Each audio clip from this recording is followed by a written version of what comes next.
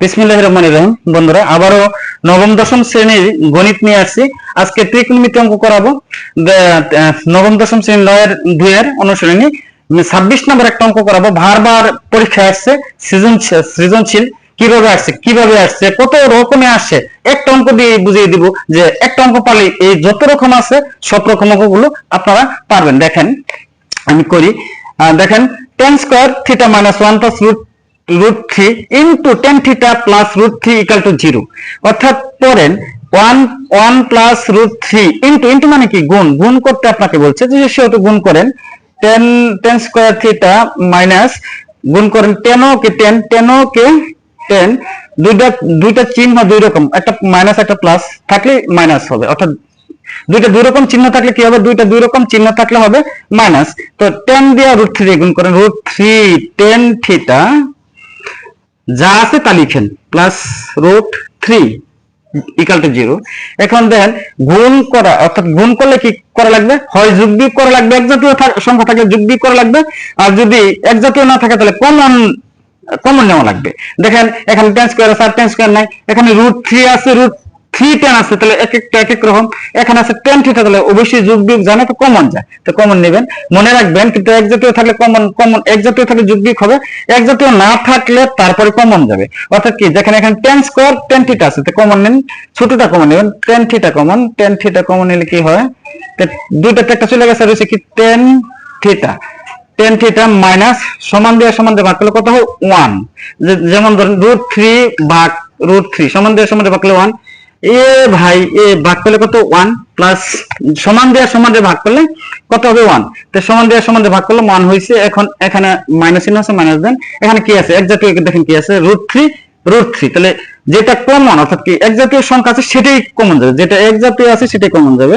তাই রুট 3টা কমন নিলেন। রুট 3 চলে গেল, থাকলো কি tan থিটা। দুইটা দুই রকম চিহ্ন এজন্য হবে মাইনাস, আর একরকম চিহ্ন থাকলে হয়তো প্লাস। তো সমান দিয়ে ভাগ করলে রুট 3 কে রুট 3 সমান দিয়ে ভাগ করলে 1 হবে, এই কথাটা মনে রাখবেন, ইকুয়াল টু 0। তারপরে দেখেন ভেতরে কি একরকম আছে, একরকম থাকলেই কমন, তো একরকম আবার কমন নেন, দুটো থেকে একটা কমন নেন, -1 বাকি সংখ্যা দুটা থেকে একটা কমন নিলেন, এটা বাকি থাকলো কি tan theta minus root 3 equal to 0। এখন দেখেন তো এমন মানে কি, যদি দুটা সমান 0 থাকে তাহলে সবটা সমানই 0, এটা সমানও 0 এটা সমানও 0। তারপর লেখেন এটা সমান 0, tan থিটা -1 ইকুয়াল টু 0, অথবা tan theta minus root 3 equal to 0। তো tan theta equal to 1, tan theta equal to 1। tan 1 এর মান কত, tan 1 এর মান হচ্ছে 45 ডিগ্রি। tan চলে গেল কি, থিটা ইকুয়াল টু 45 ডিগ্রি। এখন এটা দেখেন, বা tan theta equal to root 3, অঙ্ক সংখ্যাগুলো সমান ওই সেটে চলে যায়, তাই ওই সেট নিয়ে গেলাম। তো tan রুট 3 মান কত, tan রুট 3 মান 60 ডিগ্রি। tan রুট 3 মান 60 ডিগ্রি। তো থিটা ইকুয়াল টু কত, 60 ডিগ্রি। অর্থাৎ theta equal to 45 degree, 60 degree আনস। দেখেন এখন সৃজনশীল করাচ্ছি।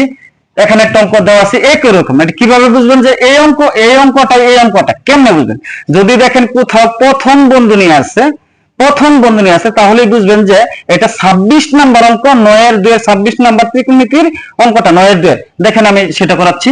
এই যে এখানে কি প্রথম বন্ধনী আছে, তো আপনারা এগুলি দেখে মানে আগু চালু দেখে মানে ভয় পান না, ভয় পাওয়ার কোনো কিছু নাই। প্লাস এখানে মান দেওয়া আছে, মানটা বের করবেন, বাস অঙ্কটা হয়ে যাবে। দেখেন অর্থাৎ প্রথম বন্ধনী দেখে বুঝবেন যে এটা 26 নম্বর অঙ্ক, ওভাবে করতে থাকবেন, ওই নিয়ে অঙ্কটা করতে থাকবেন। দেখেন 4 তো 4, ওই আর এর মান কত, আর এর মান sec square theta minus 2 plus 2 root 3 1 by আর এর মান কত sec থিটা প্লাস রুট 3। আর এখন দেখেন sec কি, দেখেন আমি কিছু সূত্র লিখি। sec এর সাথে কি cos, sec এর সাথে cos, cosec এর সাথে কি cosec এর সাথে sin, cosec এর সাথে sin, cot এর সাথে কি cot এর সাথে tan। এগুলো মনে রাখতে হবে। অর্থাৎ কি sec এর সাথে cos, cosec এর সাথে sin, cot এর সাথে tan। অর্থাৎ দেখেন sec এর সাথে কি cos, তো cos লেখেন, অথবা এইভাবে লিখতে পারেন 1/sec স্কয়ার, এটা লিখতে পারেন। মানে 4 ওকে 4, তো sec এর সাথে তারপরে লেখেন 2 + 2√3 sec, sec এর সাথে কি cos। যদি 1 থাকে 1 দিবেন না, তো শুধু সরাসরি cosটা লিখবেন। আর 1 না থাকলে 1টা দিবেন। 1টা যেহেতু আছে sec এর সাথে, তো 1টা দিবেন না। cos cos θ + √3 = 0। তারপরে তো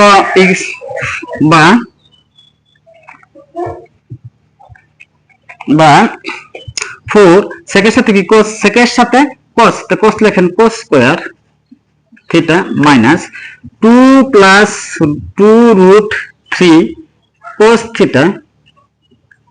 + √3 = 0। এখন দেখেন একদম বইয়ের সাথে 26 নম্বর যে অঙ্কটা আছে হুবহু মিলে গেছে। 26 নম্বর অঙ্কটা যে আছে শুধু মানগুলো বসানোর পরে একটু সাধারণ কাজ, এখানে হুবহু মিলে গেছে। অর্থাৎ এখানে আছে tan, এখানে আছে cos, এই তো পার্থক্য। থাকতে পারে sec, থাকতে পারে tan, থাকতে পারে cot, কত কিছু, অর্থাৎ কি 6টা থাকতে পারে, 6টার একটা থাকতে পারে। তো দেখেন cos স্কয়ার θ, এখন আবার কি গুণ, এই যে ইনটু আছে 2 + 2√3 ইনটু মানে গুণ করতে বলছে, cos দিয়ে এটা গুণ করেন 2 cos θ, দুইটা চিহ্ন দুই রকম থাকলে মাইনাস 2√3 cos θ + √3 = 0। এখন গুণ করার পরে কি কমন নেবেন, কমন নিতেই হবে। কমন অর্থাৎ কি অঙ্কের কাজগুলো যদি আপনি করেন অঙ্ক পারবেন, অবশ্যই পারবেন। এখানে কি কমন যা 2 cos, ছোট যেটা সেটাই কমন নেবেন। এখানে আছে 4 cos স্কয়ার, এখানে আছে 2 cos, তো ছোট কোনটা 2 cos, তো 2 cos কমন নেন, 2 cos কমন।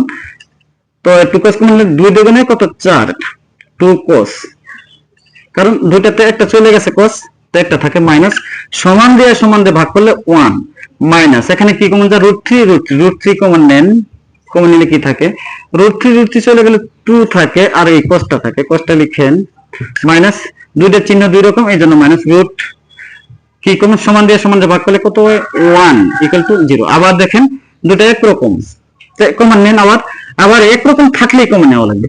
2 cos θ - 1 কমন নেন, বাকি সংখ্যা বাকি আছে 2 cos θ মাইনাস √3 = 0।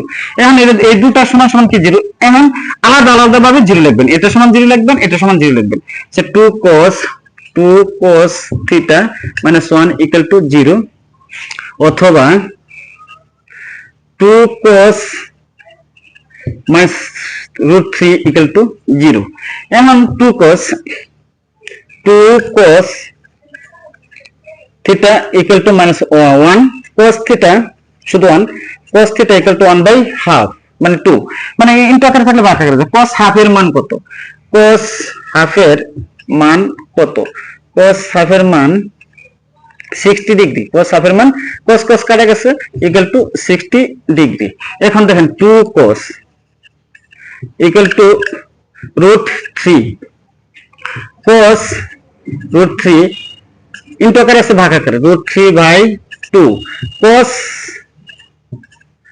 √3/2 এর মান কত, √3/2 এর মান কত 30 ডিগ্রি, 30 ডিগ্রি θ =